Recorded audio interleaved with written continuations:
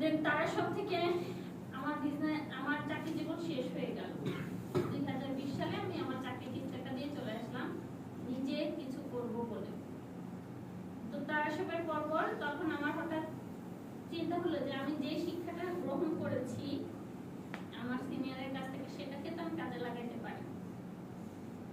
আল্লাহর অশেষ রহমত যে আল্লাহ আমাকে একটা সুযোগও তৈরি করে দিলেন, সেই সুযোগে আমি সেটা গ্রহণ করে ফেললাম। সাথে সাথে কোনো রকম চিন্তা ভাবনা ছাড়াই আমি একটা অফিস নিয়ে নিলাম। আমার অফিসের ভাড়া ছিল তখন সর্বসাকুল্যে 13,000 টাকা। কারেন্ট বিল, গ্যাস বিল, তারপরে আপনার সার্ভিস চার্জ, এভরিথিং দিয়ে পুরোটাই সবকিছুই দিতে হয়। সার্ভিস চার্জ একটা এক্সট্রা কস্ট থাকে যেটা অন্যান্য জায়গায় থাকে না। হ্যাঁ, পার্মানেন্ট কস্ট হিসেবে ধরতে হয়। যেমন ধরেন এটার কারণ হচ্ছে যে লিফট, জেনারেটর, এভরিথিং মেইনটেনেন্সের জন্য বা দারোয়ান, এই এভরিথিং মেইনটেনেন্সের জন্য ওরা একটা সার্ভিস চার্জ নেয়। তো সেই সার্ভিস চার্জ সহ আমি 13,000 টাকা দিয়ে একটা অফিস ভাড়া নিলাম। রুমটা সর্বোচ্চ একটু হবে, মানে এই আপনাদের সামনের সারি পর্যন্ত একটুকের ভিতরে আমার একটা ওয়াশরুম, একটা বারান্দা, একটা রুম,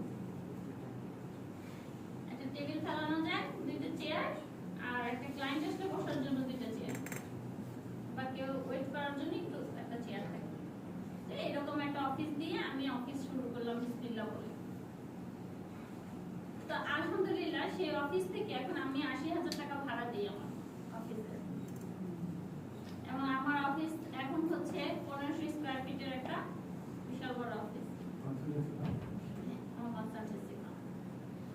তো কনসালটেন্সি ফার্মটাতে আমি থেমে থাকি নাই, আমি বসেছিলাম। আমি যখন কাজ করছি তো এক পর্যায়ে মনে হলো যে আমার কিছু স্পেস পড়ে আছে, এটা আমি ফেলে রাখবো কেন।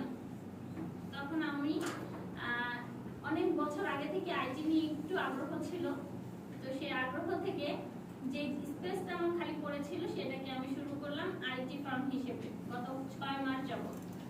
এবং কঠোর পরিশ্রম করার পরে আশা করতেছি গত 2 মাস যাবত আমি প্রফিটে আছি।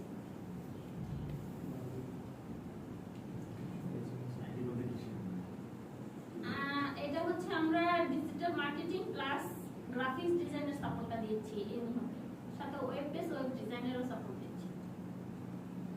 বর্তমানে এটা আমি বাংলাদেশেই শুধু করছি, কিন্তু এটা নিয়ে আমার সুদূর প্রসারী একটা চিন্তা আছে। ফ্রিল্যান্সিং তো অবশ্যই করতে হবে, না করলে তো এই সেক্টরটাই আসলে বৃথা।